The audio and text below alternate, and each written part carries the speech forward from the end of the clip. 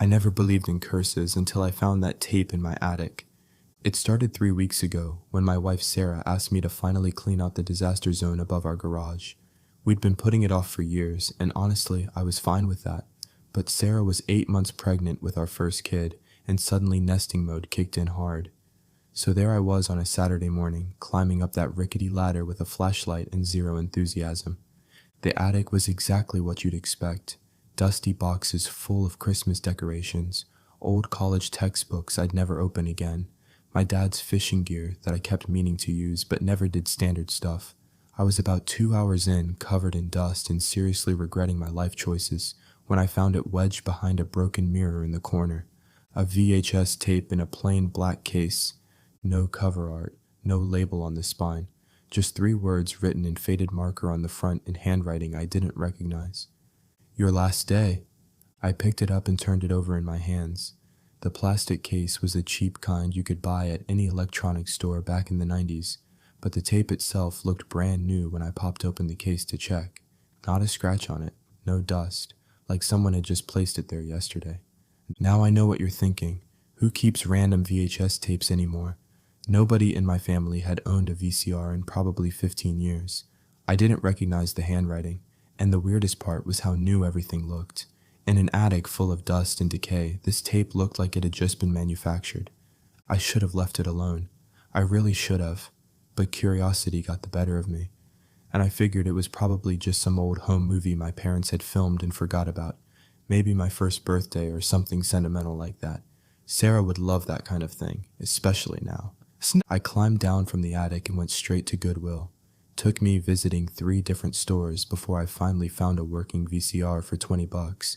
The guy at the register gave me a weird look when I bought it, like I was some kind of time traveler. I just shrugged and told him it was for nostalgia. That night, after Sarah went to bed, I hooked up the VCR to our TV in the basement.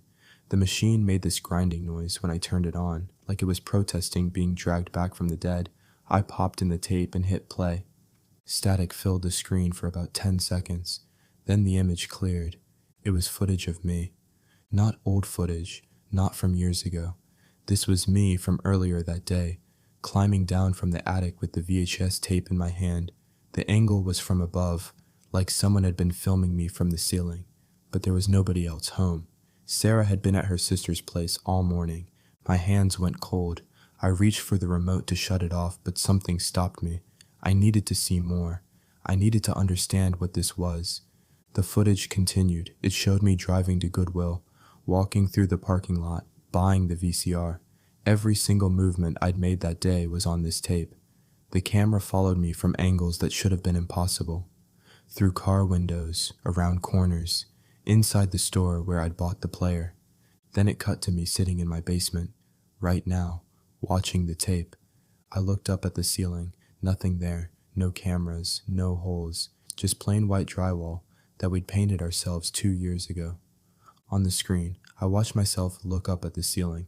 Then the footage jumped ahead. It showed me standing up, walking over to the stairs. I was still sitting on the couch. This hadn't happened yet. This was showing me the future. And then I watched myself walk up those stairs. In the video, I reached the top step and turned toward the kitchen. The camera followed from behind. I saw myself open the refrigerator, pull out a beer, and take a long drink. I hadn't moved from the couch, but I was absolutely going to get a beer. My mouth was dry. My heart was pounding. A beer sounded perfect right now. I stood up. My legs felt like they belonged to someone else. I walked to the stairs, climbed them, turned toward the kitchen. It was happening exactly like the tape showed, frame by frame. Step by step, I opened the refrigerator. My hand reached for a beer. I popped it open and took a drink. The tape was still playing downstairs. I could hear it through the floor. I ran back down to the basement. The footage had jumped ahead again. It showed tomorrow. I recognized the clothes I was wearing in the video because they were hanging in my closet right now. Clean. Unworn. The tape showed me eating breakfast, kissing Sarah goodbye, getting in my car, going to work at the accounting firm where I'd spent the last 8 years of my life. But something was wrong with the footage from work. The colors looked off. Everything had this strange gray tint to it. And the other people in the office, my coworkers, they were moving in this jerky, unnatural way, like puppets. Their faces were blank, empty. Then the tape showed me leaving work early, 3 in the afternoon according to the timestamp in the corner. I never left early, but there I was on the screen, walking out to my car with my briefcase. The footage followed me as I drove, not home, somewhere else. I watched the video and realized I was heading toward the old industrial district on the south side of town, the part everyone avoided after dark. My car pulled up to a warehouse with broken windows. The video showed me getting out, looking around nervously, then walking inside. The camera followed. The interior was dark except for a single light bulb hanging from the ceiling, and standing under that light was a figure in a black coat. I couldn't see the person's face, but I watched myself on the tape walk up to them. I saw myself reach out to shake their hand. That's when the figure moved, fast, too fast. Their arms shot out and grabbed me by the throat. I watched myself struggle, watched my legs kick, watched my face turn red and then purple, watched myself die. The timestamp said 3:47 p.m. tomorrow. I hit stop on the VCR so hard the button stuck. My hands were shaking. This was insane. This was impossible. But I'd watched that tape predict my exact movements from earlier tonight, down to the second. I ejected the tape and threw it across the room.